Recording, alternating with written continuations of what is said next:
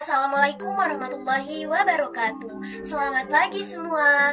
Baiklah, sebelum kita memulai pembelajaran hari ini, ada baiknya kita buka dengan berdoa terlebih dahulu agar kita senantiasa dilindungi oleh Allah Subhanahu wa taala dan kita selalu dalam keadaan sehat walafiat. Berdoa dimulai. Bismillahirrohmanirrohim. Rabbi zidni ilma warzuqni fahma.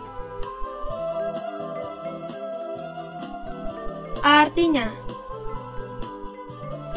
ya Allah, tambahkanlah aku ilmu dan berilah aku rezeki akan kepahaman. Baiklah, sebelum kita memulai pembelajaran hari ini, apakah kalian ada yang sudah mengetahui bagaimana proses pembuatan makanan pada tumbuhan hijau? Dan di manakah tempat penyimpanan cadangan makanan pada tumbuhan hijau? Serta bagian manakah pada tumbuhan hijau yang menjadi sumber makanan bagi manusia dan hewan? Nah, untuk mendapatkan jawabannya, hari ini kita akan membahas materi kelas 5, muatan pelajaran ilmu pengetahuan alam, bab 4 mengenai tumbuhan hijau.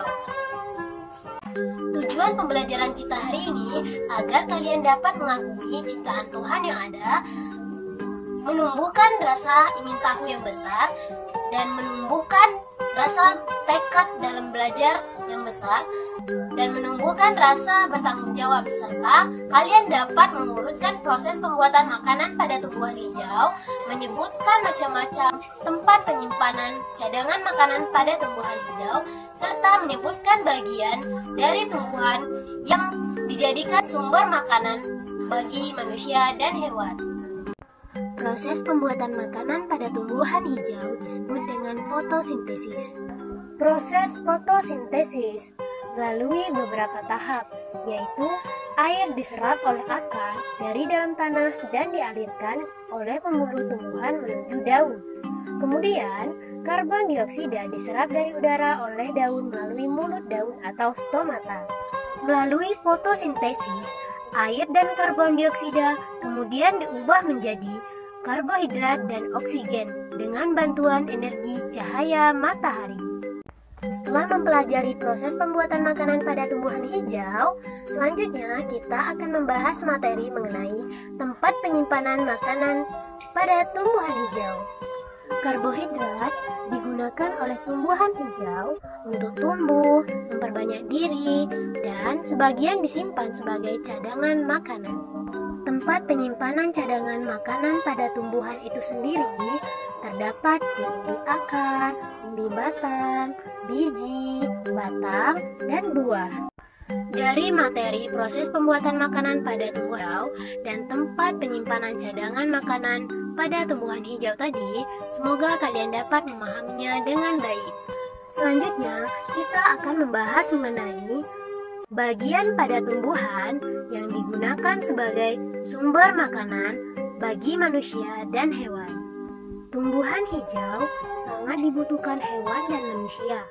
Jika di bumi tidak ada tumbuhan, maka produksi makanan akan terhenti. Manusia akan kehilangan makanan, hewan herbivora tidak dapat makanan tumbuhan, dan akhirnya begitupun sebaliknya dengan hewan karnivora. Tumbuhan sebagai sumber makanan bagi manusia. Tumbuhan itu terbagi menjadi beberapa bagian, seperti daun, buah, bunga, tunas, dan bijinya yang menjadi sumber makanan bagi manusia. Tumbuhan juga berfungsi sebagai sumber makanan bagi hewan. Bagi hewan, semua bagian tumbuhan dapat dimakan oleh hewan, dari daun, batang, bunga, buah, biji, sampai akarnya pun bisa dijadikan sumber makanan bagi hewan.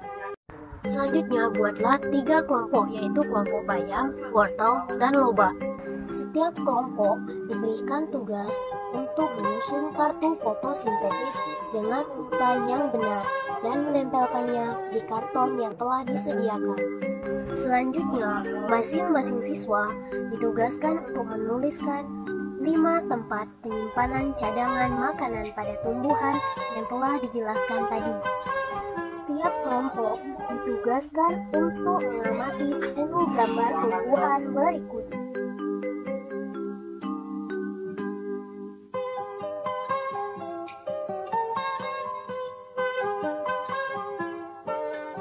Setelah mengamati 10 gambar tumbuhan tadi, tugas setiap kelompok yaitu mengidentifikasi tempat penyimpanan cadangan makanan pada setiap gambar dan menuliskannya pada kertas yang telah disediakan. Setelah itu, siswa diminta untuk melakukan pengamatan terhadap bagian tumbuhan yang menjadi sumber makanan bagi hewan dan manusia dan menuliskannya pada lembar kerja siswa yang telah disediakan. Baiklah, saya rasa cukup sampai di sini materi mengenai proses pembuatan makanan pada tumbuhan hijau, tempat penyimpanan cadangan makanan pada tumbuhan hijau, serta bagian pada tumbuhan hijau yang digunakan sebagai sumber makanan bagi manusia dan hewan. Saya memohon maaf jika ada kesalahan dalam penyampaian materi. Sekian dan terima kasih. Wassalamualaikum warahmatullahi wabarakatuh.